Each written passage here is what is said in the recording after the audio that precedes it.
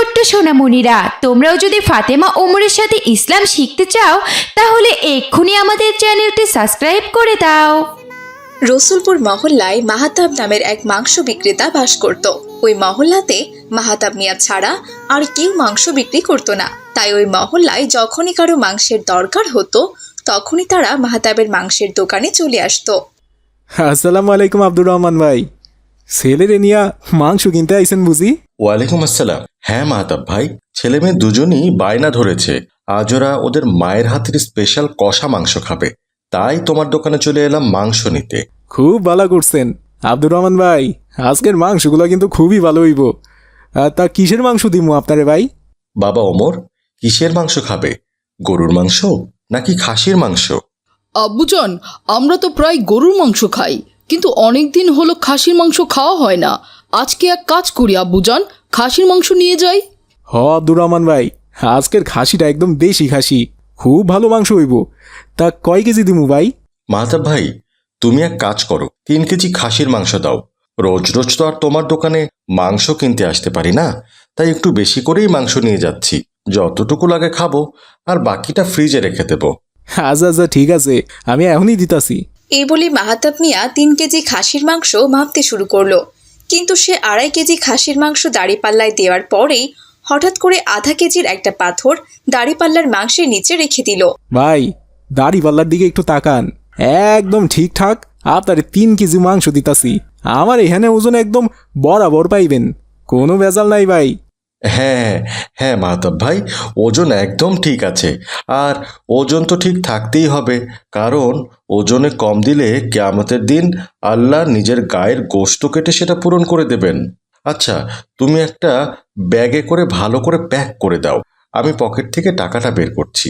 এই বলে আব্দুর রহমান যেই না তার পকেট থেকে টাকা বের করতে গেল, ঠিক সেই সুযোগে মাহাতাব মিয়া দাড়িপাল্লা থেকে সেই আধা কেজির পাথরটা সরিয়ে নিল। এই নাও মাহতাব ভাই, 3 কেজি মাংসের 3000 টাকা। ধন্যবাদ আব্দুর রহমান ভাই, আবার আসবেন কিন্তু। আরে কি যে বলো না মাহতাব ভাই, আবার আসবো না মানে?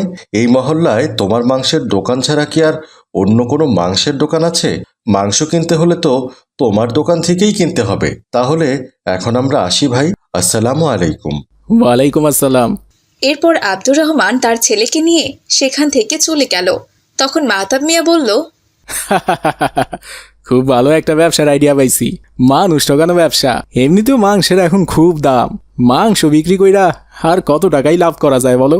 তাই ওজনে ঠকানোর ব্যবসাটা শুরু করছি। যদি ওজনে কম দিতে পারি তাইলে বিনা ইনভেস্টেই 500 থেকে 1000 টাকা লাভ করতে পারমু। কি দারুণ একটা ব্যবসা না? এভাবে মাহাতাব মিয়া দিনের পর দিন মানুষকে ওজনে কম দিয়ে ঠকানোর ব্যবসা করতে লাগলো। মাহাতাব মিয়ার যেহেতু দাড়ি টুপি ছিল আর নামাজ কালাম পড়তো, সেজন্য মহল্লার সবাই তাকে খুব বিশ্বাস করত। কিন্তু সেই বিশ্বাসের সুযোগ নিয়ে মাহাতাব মিয়া মহল্লার সব সহজ সরল মানুষদেরকে বোকা বানাতো। কিন্তু মহল্লার কেউই সেটা বুঝতে পারেনি। কিন্তু মাহাতাব মিয়ার লোক ঠকানোর লোভ দিনের পর দিন আরও বাড়তে লাগলো। আরে ধর, ওজনে কম দিয়া তো মোটামুটি একটা লাভ করতেছিলাম, কিন্তু তেমন একটা বেশি তো লাভ হইতাছে না। কাউরে কাউরে তো আবার বোকা বানানো খুব কঠিন, সব সময় দাড়ি পাল্লার দিকে চাইয়া থাকে। এইভাবে চললে তো আমার বড় লোক হইতে অনেক সময় লাইগা যাইব। না না না না না না না, নতুন কোনো আইডিয়া বের করতে হইব, যার মাধ্যমে আমি বেশি মুনাফা করতে পারুম আর তাড়াতাড়ি বড় লোক হইতে পারুম। কিন্তু কি করা যায়, কি করা যায়? পাইছি, একটা উপায় পাইছি। হঠাৎই মাহাতাব মিয়ার মাথায় একটা বুদ্ধি চলে এলো। যেমন ভাবনা তেমনই কাজ।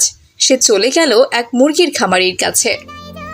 মোদালে ভাই, খামারে আছেন? আসসালামু আলাইকুম। আরে মাহাতাব ভাই যে, হঠাৎ করে আপনি আমার মুরগির খামারে, তা ব্যাপারটা কি ভাই? ওয়ালাইকুম আসসালাম। মোদালে ভাই, আপনার কাছে আইছিলাম কিছু মুরগি কিনতে। কি বলছেন কি মাহাতাব ভাই? আপনি না আপনার দোকানে গরুর মাংস, খাসির মাংস এগুলো বিক্রি করেন, তা এখন থেকে আপনার দোকানে মুরগিও বিক্রি করবেন নাকি? না মোদালে ভাই, আমার দোকানে মুরগি বিক্রি করুম না, তবে আমার মামার খুব বড় একটা মাগুর মাছের পুকুর আছে। সে চাইতাছে তার মাগুর মাছগুলোরে প্রতিদিন মরা মুরগি খাওয়াইতে। যদি মরা মুরগি মাগুর মাছগুলো খায় তাহলে মাছের ওজন তো দ্রুত বাড়বো, তাই না? কিন্তু মামা কোনোভাবেই মরা মুরগির সন্ধান পাইতাছে না। আমারে অনেকদিন থেকে কইতাছিল, তাই আপনার কাছে আইলাম। তা আপনার খামারে কি মরা মুরগি পাওয়া যাইব? ও আচ্ছা, এ তো খুবই ভালো কথা। আমার খাবারে তো রোজই 10-12টা করে মুরগি মারা যায়। মরা মুরগিগুলোকে তো আমি ফেলেই দেই, ওগুলো তো আবার কোনো কাজে আসে না। যদি ওই মরা মুরগিগুলোকে মাগুর মাছ দিয়ে খাওয়ানো যায় তাহলে তো মাগুর মাছগুলো দ্রুত ওজন বাড়বে, আর মরা মুরগি বিক্রি করে আমিও কিছু টাকা পাবো। আচ্ছা ঠিক আছে ভাই, কোনো সমস্যা নেই, আপনি রোজ আমার থেকে এসে মরা মুরগি নিয়ে যেতে পারেন। তাইলে তো খুব ভালো হইলো মোতালেব ভাই। তা আপনি মরা মুরগিগুলো কত কইরা রাখবেন? খুব বেশি না মাহাতাব ভাই, ওই মরা মুরগিগুলো তো আমাকে ফেলেই দিতে হয়। আপনি শুধু এক কাজ করেন, ওই মরা মুরগিগুলো যে খাবার খায় শুধু সেই খাবারের টাকাগুলো দিলেই হবে। তবুও ধরেন ওরা মোটামুটি মাসে 100 টাকার খাবার খায়, আমাকে আপনার পার পিস মরা মুরগির জন্য 100 টাকা করে দিলেই হবে। জীবিত মুরগি তো এক একটা 500-600 টাকায় বিক্রি হয়। 100 টাকা? আচ্ছা ঠিক আছে মোতালেব ভাই, তাইলে ওই কথাই থাকলো। এখন থেকে আপনার খামারে যত মুরগি মরবো আপনি মুরগিগুলো আমার জন্য রাখা দেবেন। আমি ওই মুরগিগুলো আমার মামার কাছে খামারে পাঠাইয়া দিমু, আর তার বিনিময়ে আপনি পার পিস 100 টাকা কইরা পাইবেন। তাইলে কাল সকালে ইসা আমি আপনার থেকে মরা মুরগিগুলো কিনা লইয়া যামু। ঠিক আছে ভাই? আচ্ছা আচ্ছা ঠিক আছে মাহাতাব ভাই। আমি তাইলে এখন আসি মোতালেব ভাই। আসসালামু আলাইকুম। ওয়ালাইকুম আসসালাম। এই কথা বলে মাহাতাব মিয়া সেখান থেকে চলে গেল। এদিকে পরদিন সকালবেলা মাহাতাব মিয়া মোতালেবের কাছ থেকে মরা মুরগি কিনে নিয়ে গিয়ে কয়েকটা ফাঁদ বানালো, আর সেই ফাঁদে মরা মুরগি দিয়ে সেই ফাঁদগুলো শস্য ক্ষেতের আলে রেখে এলো। কাল থেকে আমার ব্যবসায় দ্বিগুণ লাভ হওয়া শুরু হইব। যা একটা জব বুদ্ধি করছি না, আমি খুব দ্রুতই বড় লোক হইয়া যামু। এই কথা বলে মাহাতাব মিয়া সেদিনের মতো সেখান থেকে চলে গেল।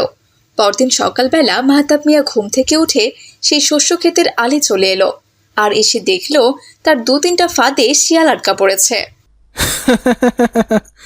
এই তো আমার বুদ্ধি কাজ করতেছে। আমি তো এইটাই চাইতাছিলাম, মরা মুরগি দিয়া শেয়াল ধরতে। এখন আমি এই শেয়ালগুলো জবাই করুম আর ছাগলের মাংস বিলা চালায়া দিমু। সবাইরে শেয়ালের মাংস খাওয়ামু। প্রতিদিন শেয়ালের মাংস বিক্রি করলে 20 থেকে 30 হাজার টাকা লাভ হইব আমার। আমারে আর নিজের পুঁজির টাকা দিয়া ছাগল কিনা আনতে হইব না। যেমন ভাবনা ঠিক তেমনই কাজ। শয়তান মাহাতাব মিয়া টাকার লোভে অন্ধ হয়ে সেই শিয়ালগুলো জবাই করে শিয়ালের মাংসগুলো নিয়ে বাজারে বিক্রি করতে চলে এলো। এই মাংস লইয়া যা, মাংস 1000 টাকার খাসির মাংস এখন মাত্র 800 টাকায় দিতাছি, একবারে পানির দামে। মাংস নিয়ে যাও, মাংস একদম দেশি খাসির মাংস নিয়ে যাও। কি ব্যাপার মাহতাব ভাই, হঠাৎ করে তুমি 1000 টাকার খাসির মাংস মাত্র 800 টাকায় দিচ্ছ? ব্যাপারটা তো বুঝতে পারছি না। দিন দিন তো ছাগলের দাম বেড়ে যাচ্ছে, তাহলে তুমি কিভাবে এত কম টাকায় মাংস দিতে পারছো? আব্দুর রহমান ভাই, ব্যবসা তো অনেক দিন করলাম, টাকা পয়সা তো আর কম কামাই নাই, তাই না? তাই চাইতাছি এবার একটু সমাজ সেবা করতে। বাজারে যা জিনিসপত্র দাম বাড়ছে না, মানুষ তো এত টাকা দিয়া মাংস কিনে খাইতে পারবো না। তাই আমি ভাবতাছি একটু লস হইলেও আমি এখন থেকে লস এই মাংস বিক্রি করুম। বাহ, এ তো খুব ভালো উদ্যোগ।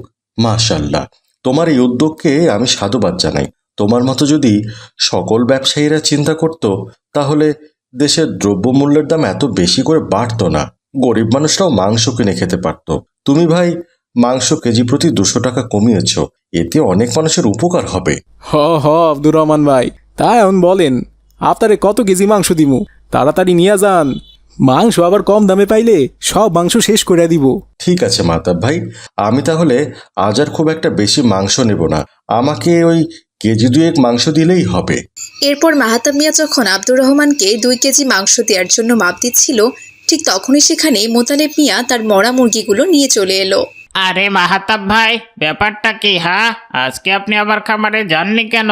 আপনি তো আমায় বলেছেন প্রতিদিন সকালে আমার খামারে গিয়ে আমার থেকে মরা মুরগি কিনে আনবেন, কিন্তু আজ তো আমার খামারে মরা মুরগি কিনতে গেলেন না।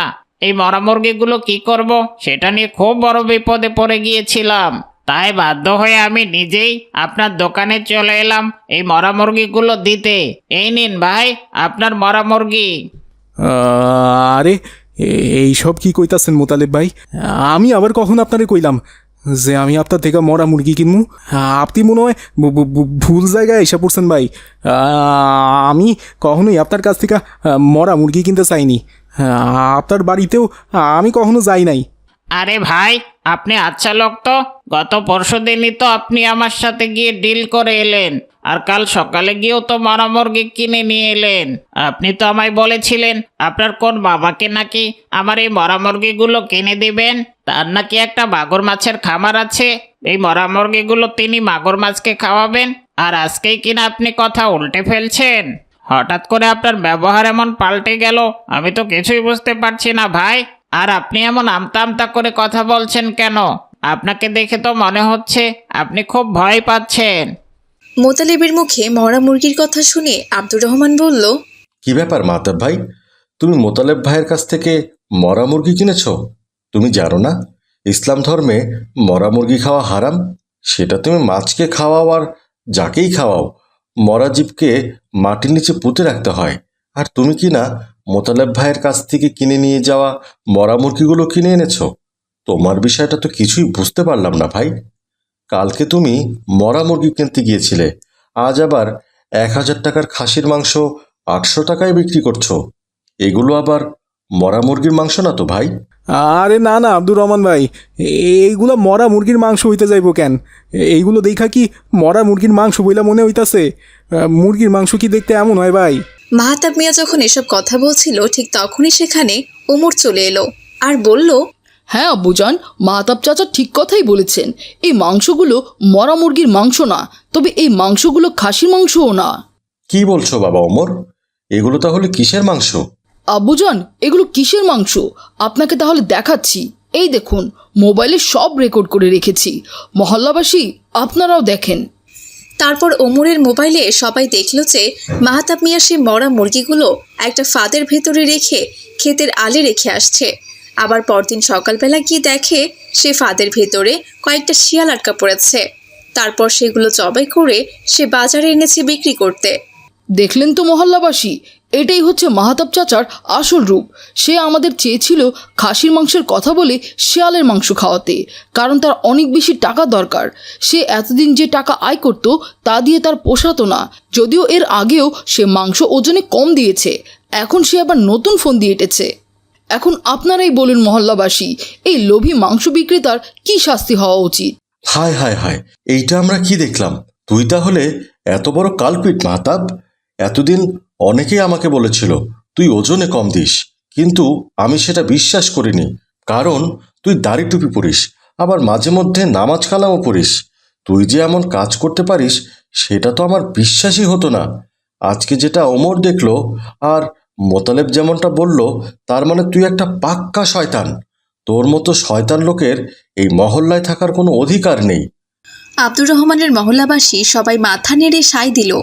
তারপর বজ্জাত শয়তান লোভী মাংস বিক্রেতা মাহতাব মিয়াকে সবাই মিলে মহল্লা থেকে জুতার মালা গলায় দিয়ে তাড়িয়ে দিল।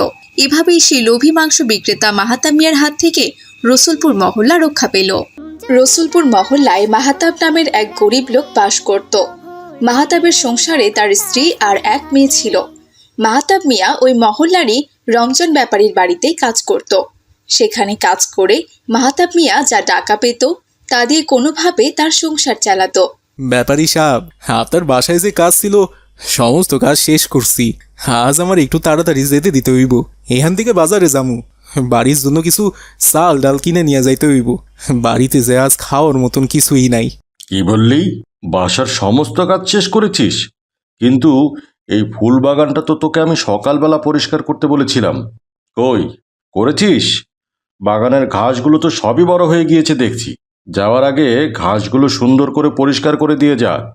সব সময় শুধু কাজে ফাঁকি দেওয়ার চিন্তা। আবার বলে কিনা বাসার সব কাজ শেষ করেছি। ব্যাপারী সাহেব, আমার একটু যাইতে দেন। আমি তো আপনাকে কইলাম ঘরে খাওয়ার মতো কিছুই নাই। এখন যদি আমি এই ফুলের বাগানের ঘাসগুলো পরিষ্কার করতে ধরি তাইলে তো রাত হয়ে যাইব। কিন্তু বাড়িতে যে আমার ছোট একটা মেয়ে আছে, ও না খাইয়া ঘুমাইয়া পড়ব। আপনি দয়া কইরা আজকে আমার একটু যাইতে দেন না, তা না হইলে খুব বড় বিপদ হয়ে যাইব। আমি কাল সকালে আইসা আপনার বাগানের সমস্ত ঘাস খুব সুন্দর কইরা পরিষ্কার কইরা দিমুনে। আজ না কাল, কাল না পরশু, এটা বলতে বলতে তো বাগানের ঘাসগুলো সব বড় হয়ে গেল। আচ্ছা, আজ সকালে এসে ঘাসগুলো পরিষ্কার করিস, ঠিক আছে কি? আর শোন, কাল কিন্তু ফাঁকি দিবি না, বুঝলি? এই নে তোর দিনমজুরির টাকা। আচ্ছা ঠিক আছে ব্যাপারী সাহেব, আপনি কোনো চিন্তা করবেন না।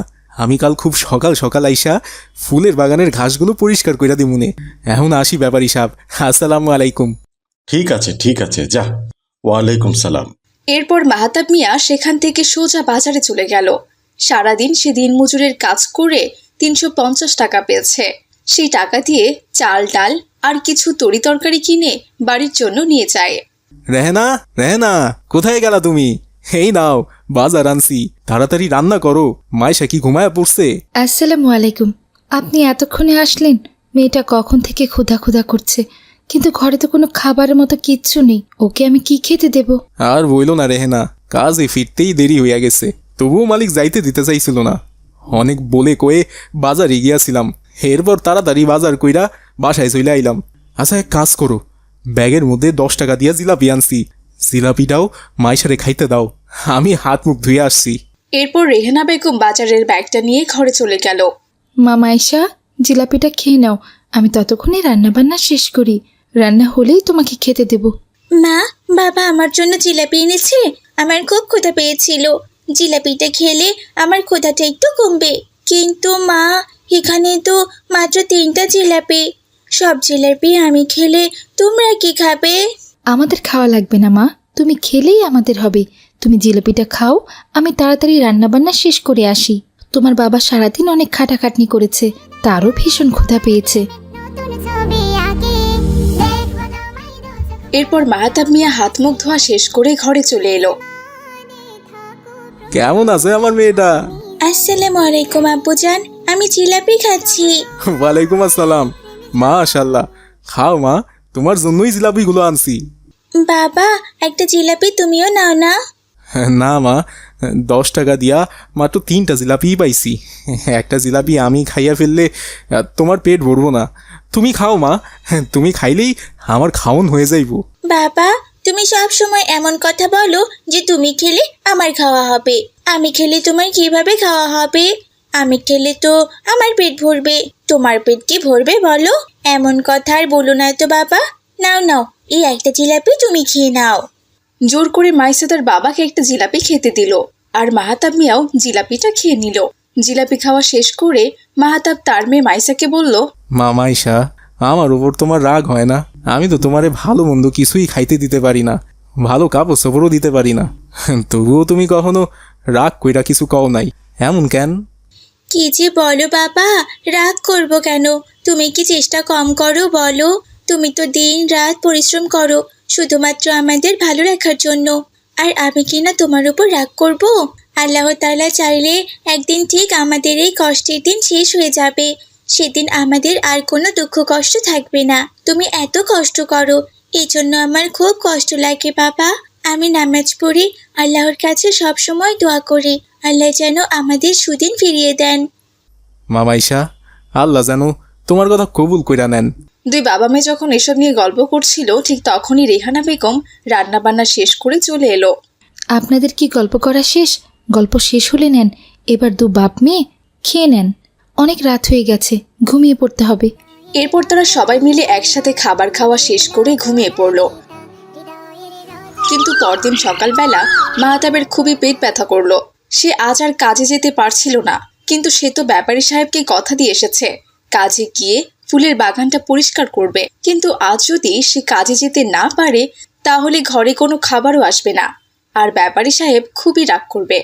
তাই মাহাতাব ওই অবস্থাতেই উঠে কাজে যাওয়ার জন্য দাঁড়িয়ে পড়ল। এ কি বাবা, তুমি উঠছো কেন? তুমি তো অসুস্থ। মা, অসুস্থ তো আছি, কিন্তু কাজে তো যাইতেই হইব, তা না হইলে বিকালবেলা বাজার নিয়ে আসতে পারুম না। ঘরে তো আজ কোনো বাজার নাই, আর আমার হাতে কোনো টাকা পয়সাও নাই। তাছাড়া আমার জন্য তো ওষুধও কিনতে হইব। এর চেয়ে বড় কথা, ব্যাপারী সাহেবকে বইলে আইছি আজকে গিয়া তার ফুলের বাগানটা পরিষ্কার করবো। বাগানে অনেক বড় বড় ঘাস হইছে, না গেলে তিনি খুব রাগ করব, আমারে আর কাজে লইব না। বাবা, আজ তোমার কাজে যেতে হবে না, আমি কাজে যাব। আমি গিয়ে ব্যাপারী সাহেবের ফুলের বাগান পরিষ্কার করব, আর বিকেলবেলা ব্যাপারী সাহেব যে টাকা দেবেন সে টাকা দিয়ে বাজার করে নিয়ে বাড়িতে আসব। তুমি বিশ্রাম নাও তো বিশ্রাম নাও, এই অবস্থায় তুমি কাজ করলে যে আরো বেশি অসুস্থ হয়ে পড়বে, তখন আমরা আরো বড় বিপদে পড়ে যাব বাবা। এই কি কইতাছো মা? তুমি কাজে যাইবা মানে? তোমার মাদ্রাসা আছে না? তুমি মাদ্রাসায় যাবা। তুমি তুমি মাদ্রাসায় যাও মা। আমার কিছু হইব না, আমি ঠিকই কাজ করতে পারুম। বাবা, একদিন মাদ্রাসায় না গেলে কিছুই হবে না। তাছাড়া আমার বাবা আগে নাকি মাদ্রাসা আগে? আজ তুমি বিশ্রাম নিলে তুমি সুস্থ হয়ে যাবে, তখন আমাদের পরিবারটা আবার ভালো করে চলবে বাবা। তোমার কিছু হয়ে গেলে আমাদের খুবই খারাপ অবস্থা হবে। তুমি আর না করো না বাবা, আজ আমি কাজে যাচ্ছি। একরকম জোর করেই মাইসা সেদিন কাজে চলে গেল। আর রমজান ব্যাপারীর বাসায় গিয়ে দেখলো রমজান ব্যাপারী বাগানের সামনে দাঁড়িয়ে আছে, কিন্তু কাজে মাহাতাব না এসে তার মেয়েকে পাঠানোর জন্য সে ভীষণ রেগে গেল। কিরে তুই তুই এখানে এখানে কেন এসেছিস? আর তোর বাবা কোথায়? আসসালামু আলাইকুম ব্যাপারী চাচা। আজ সকাল থেকে বাবার শরীরটা না একদম ভালো নেই, পেট খারাপ করেছে। তাছাড়া শরীরটাও খুব দুর্বল হয়ে গেছে, তাই আজ বাবা কাজে আসতে পারেনি, আমাকেই পাঠিয়েছে। বাবা বলল ফুল বাগানে নাকি আগাছা পরিষ্কার করতে হবে, তাই আমি এসেছি আগাছাগুলো পরিষ্কার করার জন্য। আপনি আমাকে বলুন চাচা যান, কোন আগাছাগুলো পরিষ্কার করতে হবে? কি বললি? তুই এসেছিস ফুল বাগানে আগাছা পরিষ্কার করতে? তুই কি পারবি? পারবো চাচা যান, আমাকে যে পারতেই হবে, এছাড়া যে আর কোনো উপায় নেই। একদিন কাজ না করলে আমাদের চুলায় যে হাঁড়ি উঠবে না। আপনি কোনো চিন্তা করবেন না, আমি খুব ভালো করেই আপনার বাগানটা পরিষ্কার করে দেব। আচ্ছা ঠিক আছে, ওই যে দেখ ওখানে কাস্তেটা রাখা আছে, কাস্তে দিয়ে বাগান পুরোটা ঠিকঠাক পরিষ্কার করে নিবি, ঠিক আছে? একটাও যেন আগাছা না থাকে, বলে দিলাম। আর একটাও যদি আগাছা থাকে তাহলে কিন্তু কোনো টাকা পাবি না। আচ্ছা ঠিক আছে চাচা যান, আপনি কোনো চিন্তা করবেন না, আপনি যেমনটা চেয়েছেন আমি ঠিক সেভাবেই করব।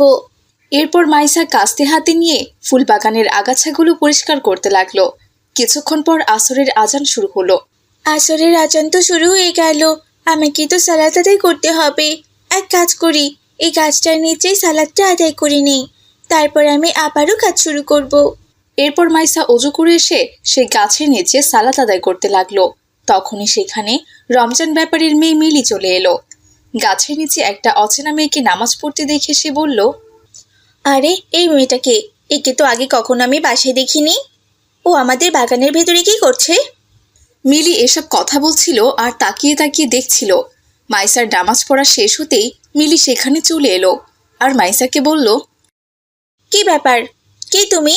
তোমাকে তো এর আগে এখানে দেখিনি, তুমি এখানে কি করছো? আমার নাম হচ্ছে মাইসা, আমার বাবা তোমাদের বাসায় কাজ করে, কিন্তু আজ বাবা অসুস্থ থাকায় আসতে পারেনি, তাই আমি এসেছি তোমাদের ফুল বাগানটা পরিষ্কার করতে। বাগান পরিষ্কার করতে করতে আসরের আজান হয়ে যায়, তাই আমি এখানেই সালাত আদায় করে নিলাম। তুমি আল্লাহকে এত ভয় পাও? আমাদের ঘরদোর সব কিছু আছে, অথচ আমি তো কখনো নামাজ আদায় করি না, আমার বাবা মা কেউই নামাজ আদায় করে না। কিন্তু আমার খুব ইচ্ছে নামাজ আদায় করার, আর আমি মাদ্রাসায় পড়াশোনা করব। কিন্তু বাবা আমাকে সেটাও করতে দেয় না, আমাকে স্কুলে পড়ায়। তোমার নামাজ পড়া দেখে আমার খুব ভালো লেগেছে, তুমি কি আমাকে একটু নামাজ পড়া শিখিয়ে দেবে? আমি নামাজ পড়তে জানি না। হ্যাঁ হ্যাঁ, কেন নয়, অবশ্যই শিখিয়ে দেব। কিন্তু নামাজ আদায় করতে হলে আগে উঁচু করে নিতে হবে। এই তো এখানে পানি রাখা আছে, আমি পানি ঢালছি, আর যেভাবে বলছি তুমি উঁচু করে নাও, কেমন? তারপরে আমি তোমাকে নামাজ আদায় করা শিখিয়ে দেব। এই বলে মাইসা পানি ঢালতে শুরু করলো আর মিলি অজু করতে লাগলো। কিন্তু অজুর পানি গড়িয়ে গড়িয়ে বেশ কিছু দূর চলে গেল। মিলি অজু শেষ করে যেই না একটু এগিয়ে গেল, অমনি পা পিছলে ধপাস করে মাটিতে পড়ে গেল আর সাথে সাথে চিৎকার করে উঠল, পড়ে গেলাম যে, বাঁচাও, ও মা গো, খিচি ব্যথা। আরে এ কি, তুমি তো পড়ে গেছো, ওঠো ওঠো ওঠো, উঠে পড়ো। মিলির চিৎকার শুনে রমজান ব্যাপারী বাইরে বেরিয়ে এলো আর এসে দেখলো তার মেয়ে কাদার ভেতরে পড়ে আছে। কি ব্যাপার, এখানে কি হয়েছে? মিলি, তুমি কাদার মধ্যে কি করছো? এ কি, এই মেয়েটা তো দেখছি পানি দেওয়ার নাম করে ঝাড়ু নিয়ে দাঁড়িয়ে আছে। তার মানে পানিগুলো তুই ফেলেছিস, তাই না? এই জন্যই আমার মেয়েটা পড়ে গেছে। হারাম জাদি, দাঁড়া, তোকে দেখাচ্ছি মজা। এই কথা বলে রমজান ব্যাপারী মাইসাকে মারতে শুরু করলো।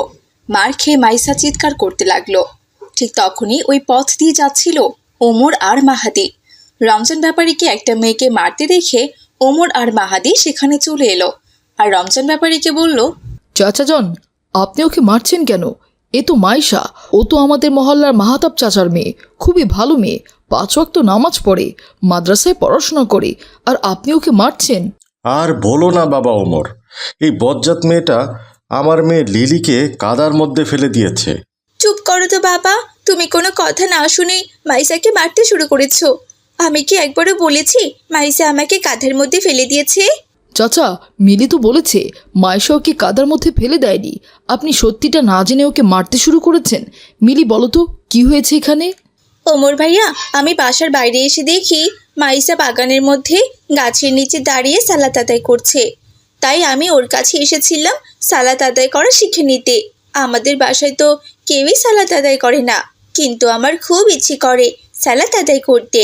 কিন্তু সালাত আদায় করার নিয়মও যে আমি জানি না। বাবাকে অনেক দিন বলেছিলাম সালাত আদায় করার নিয়মকানুন আমাকে শেখাতে, কিন্তু বাবা তো আমার কোনো কথাই শুনেনি। তিনি তো আমাকে স্কুলে পড়াশোনা করান, কখনো কোনো মক্তব বা মাদ্রাসায় যেতেও দেন না। তাই মাইসা আমাকে বলছিল সালাত আদায় করা শিখতে হলে প্রথমে অজু শিখতে হবে। তাই সে অজু করা শেখাচ্ছিল, কিন্তু অজুর পানি গড়িয়ে গড়িয়ে একটু দূরে চলে যাওয়ায় আমি যেই না ঘুরেছি অমনি পা পিছলে মাটিতে পড়ে গেছি। এখানে তো মাইসার কোনো দোষ নেই। শুনলেন চাচা, আপনি শুধু শুধু মাইশাকে মেরেছেন। এইখানে কি মাইশার কোনো দোষ আছে? আপনার মেয়ে ওর কাছে নামাজ পড়া শিখতে চেয়েছিল, তাই সে অজু করা শেখাচ্ছিল। অজুর পানিতে পা পিছলে মিলি নিজেই মাটিতে পড়ে গেছে, আর আপনি এসে মাইশাকে মারধর শুরু করেছেন। কাজটাকে আপনি ঠিক করেছেন? কেউ চোরকে মারলেও তো চোরকে আগে জিজ্ঞেস করে যে সে কেন চুরি করতে এসেছে, আর আপনি ওকে কিচ্ছুই জিজ্ঞেস করেননি। সত্যি বাবা ওমর, আমি খুব বড় অন্যায় করে ফেলেছি। এই ছোট্ট মেয়েটা আমার চোখ খুলে দিয়েছে। ও 5 ওয়াক্ত নামাজ পড়ে, 1 ওয়াক্তের নামাজও সে হাতছাড়া করে না। এমনকি আজ কাজে এসে সে গাছতলাতেও নামাজ পড়েছে। আর আমার মেয়েটা যখন নামাজ পড়া শিখতে চেয়েছে, আমি তখন কিনা এমন একটি মেয়েকে নিজের হাতে মেরেছি। আল্লাহ কি আমার এই পাপ কোনোদিন ক্ষমা করবেন? চাচা যান, দুঃখ করবেন না, আমি কিছু মনে করিনি। আপনি আসলে না বুঝে এমনটা করে ফেলেছেন। এখন যে আপনি আপনার ভুল বুঝতে পেরেছেন, আমি এতে অনেক খুশি হয়েছি। তবে আপনাকে কথা দিতে হবে, আজ থেকে আপনি নিজেও নামাজ পড়বেন আর মিলিকেও নামাজ পড়াবেন, এবং তার সাথে আন্টিকেও নামাজ পড়তে বলবেন। তাহলে আল্লাহ তাআলা আপনাদের সম্পদ আরও বৃদ্ধি করে দেবেন। দেখলেন চাচা, এটাই হচ্ছে ইসলাম। আল্লাহর পথে যারা চলে তারা কোনো শাস্তিকে ভয় পায় না, এবং ক্ষমা তাদের মহৎ গুণ। মাইশা যা বলেছে আপনি এখন থেকে তাই করবেন। আজ আর ওকে কাজ করতে দেবেন না। মাহাতাব চাচা সুস্থ হয়ে এসে বাকি কাজ করে দেবে। ওর টাকা দিয়ে ওকে আজ বিদায় করে দিন। আমরা তাহলে এখন আসি। আসসালামু আলাইকুম।